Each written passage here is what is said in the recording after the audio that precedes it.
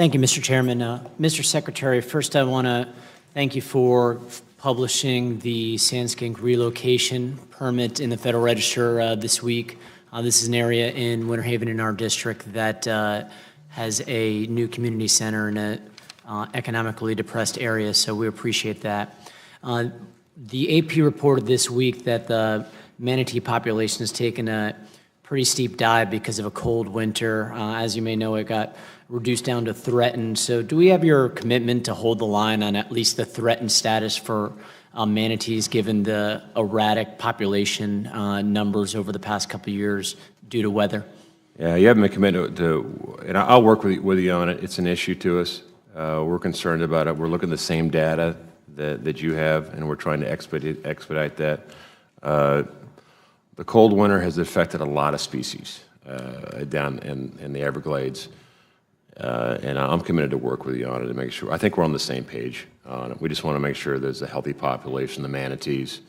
As you know, one of my priorities when I began office is go down to Florida, look at the Everglades. And the Everglades, which you're concerned about as well as I am, is that it starts with making sure the plumbing is right. The Everglades won't be fixed until we get the water flow right, and the water flow affects the entire peninsula, and we're working hard to come up with a plan and expedite it. Mr. Secretary, I'm glad you mentioned the Everglades because that's what I was going to ask about next. As you know, we've sped up the Herbert Hoover Dike construction, but there was recently in our state legislature a new reservoir passed on a bipartisan in a bipartisan manner that requires 50% federal funding of $1.4 billion altogether. It's an 8-year project, 10,500 acre reservoir and 6,500 acre treatment marsh. I know Congress obviously makes the final decisions on these funding issues, but can we count on your support for the funding that Congress will need to make sure this new reservoir becomes a reality? You can, and here's an issue that we need to work together on, is the way that new starts are in process with the Army Corps of Engineers.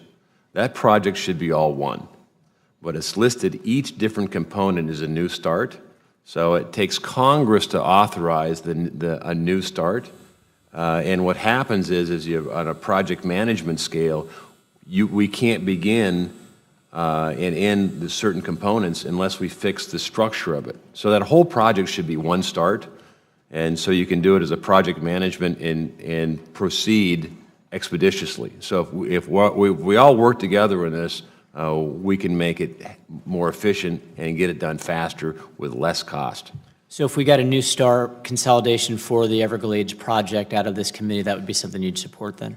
I would if we put the whole project, these projects as one entity, so you didn't have to go to Congress to authorize each component of it. It would speed the process up exponentially. And lastly, with regard to offshore oil drilling, is it fair to say, since there's been some confusion, that Florida is going through the BOEM process, but that you expect, given your past statements, that will be excluded? Is that fair to say? My commitment is we will do no new oil and gas platforms off the coast of Florida. I can't make it any clearer to that. Legally, there's a process that we go through, but my commitment is the same as I made to the governor. And you would have thought that all the members of Florida would have went, yes. But there was blowback. Somehow it was either a political decision but it was the right decision in Florida, and I'll stand by it was the right decision in Florida unless you disagree. Mr. Secretary, we were very pleased by the decision. I can tell you it was just when the BOEM director stated that we were still in the process that then put it into a tailspin. That was really where we find ourselves today. But yes, we definitely appreciate Florida ultimately being out of it, so no possibility we're going to be ended up in it by the end. My commitment remains steadfast. Thanks, and I yield back the remainder of my time.